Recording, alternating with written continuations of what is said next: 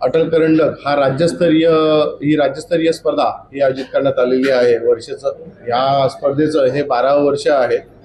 या स्पर्धेमध्ये आपण जी प्रमुख अशी एकांकिका असते, विजेती एकांकिका, त्याला आपण 1,00,000 रुपये आणि मानाचा अटल करंडक हा आपण देत असतो।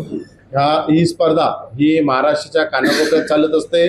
मग तिथे पुणे, जळगाव, कोल्हापूर, रत्नागिरी, नागपूर, नाशिक अशा सर्व ठिकाणी यांच्या प्राथमिक फेरी घेतल्या जातात आणि त्यांची अंतिम फेरी ही पनवेलमध्ये यावर्षी आपली वासुदेव बळवंत फडके नाट्यगृह या इथे होणार आहे। या स्पर्धेसाठी माननीय डॉक्टर गिरीश ओक, प्रतिमा कुलकर्णी आणि सुनील तावडे हे सुप्रसिद्ध असे व्यक्तिमत्व हे आपल्याला लाभणार आहेत। त्याचबरोबर प्राथमिक फेरीसाठी प्रमोद शेलारजी आणि राजा अत्रे हे आपल्याला लाभणार आहेत, जे एक चांगल्या अशा एकांकिका की कोणावरती अन्याय होऊ नये आणि ज्यांच्यामध्ये चांगली प्रतिभा आहे अशा एकांकिकांची निवड व्हावी यासाठी जे सजग असतील आणि त्याचबरोबर ही स्पर्धा ही महाराष्ट्राच्या कानाकोपऱ्यापर्यंत पोहोचावी ह्यासाठी माननीय सुप्रसिद्ध अभिनेते सुब्रत जोशी साहेब हे या स्पर्धेचे ब्रँड अँबॅसेडर म्हणून ते आमच्या स्पर्धेला इथे सहकार्य करत आहेत।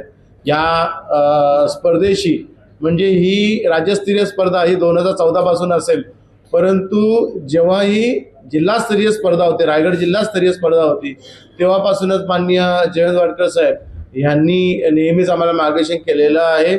या स्पर्धेचं स्वरूप हे कशा स्वरूपाचं असावं याकडे ज्यांनी नेहमीच लक्ष दिलेलं असे माननीय जयंत वाडकर साहेब यांचं सहकार्य या स्पर्धेला लाभतंच आणि माननीय आमदार प्रचंड ठाकूर यांच्या मार्गदर्शनाखाली ही स्पर्धा होत असते। यंदाचं वर्ष हे आमच्यासाठी विशेष असं वर्ष आहे, कारण आमचे मार्गदर्शक, आमचे आश्रय जाते माननीय माजी खासदार रामशेठ ठाकूर साहेब यांच्या वाढदिवसाचा हा अमृत महोत्सवी वर्ष आहे। 75व्या वर्षानिमित्त म्हणून आम्ही बक्षीस समारंभ सुद्धा तो एक चांगला मोठ्या स्वरूपामध्ये व्हावा यासाठी हास्य जत्रेची टीम ही या इथे येणार आहे। मग ते अरुण कदमजी असतील, त्याचबरोबर राजपूतजी असतील, चेतना भट मॅडम असतील आणि ह्या पूर्ण कार्यक्रमाचं सूत्रसंचालन हे पुष्कर श्रुती साहेब हे करणार आहेत।